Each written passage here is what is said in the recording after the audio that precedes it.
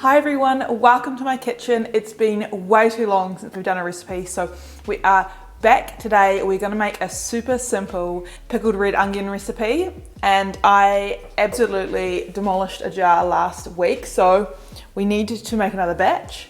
I'm going to reuse this pickling liquid because it's super delicious. It's full of flavour. I'm not gonna waste it, so I'm gonna chuck another batch in here.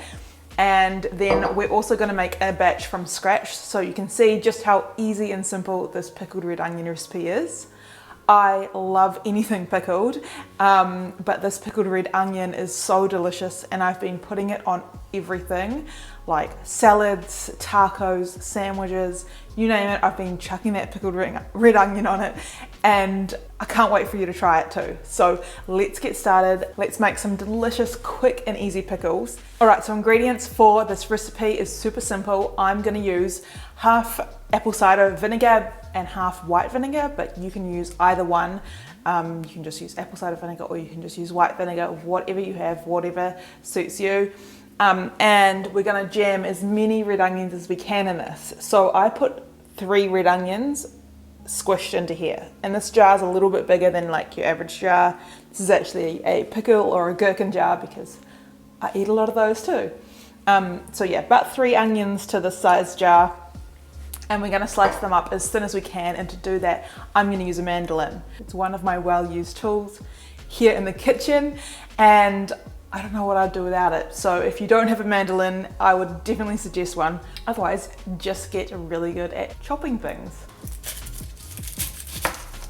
So first up, we're just gonna chop off the ends and take the skin off. The first layer off.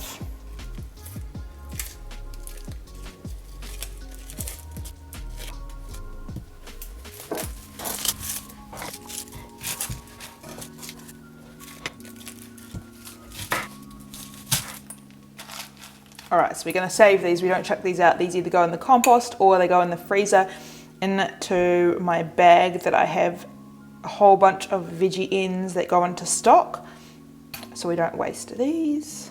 So I've got the medium size slicer on. It does pretty thin slices, so it's perfect for this. And that is how we get really nice and thin slices.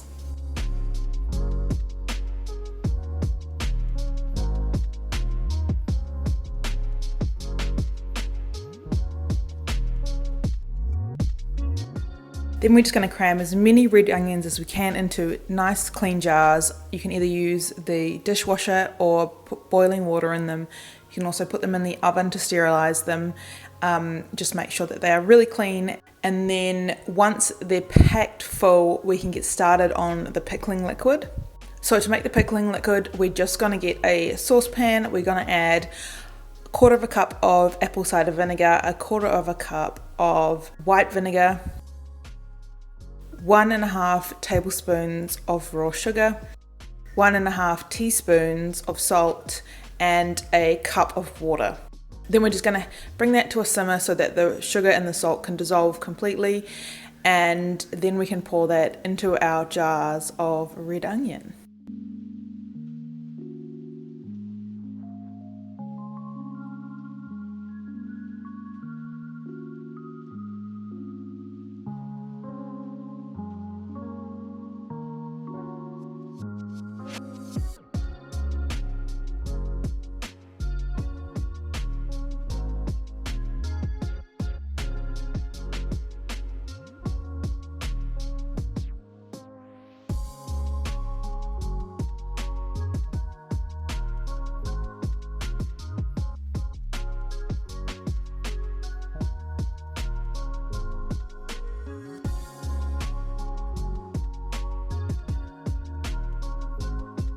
And then we have my quick pickled onions. I've thrown in some fennel flowers, fennel seeds, and the fennel fronds straight from the garden, so that it will infuse and add a little bit of extra flavour for my onions this week. Seeing as last week I just had them plain. And also in this one, I've thrown in some dried chilies from my own chili plant too, so that will infuse into the flavour there.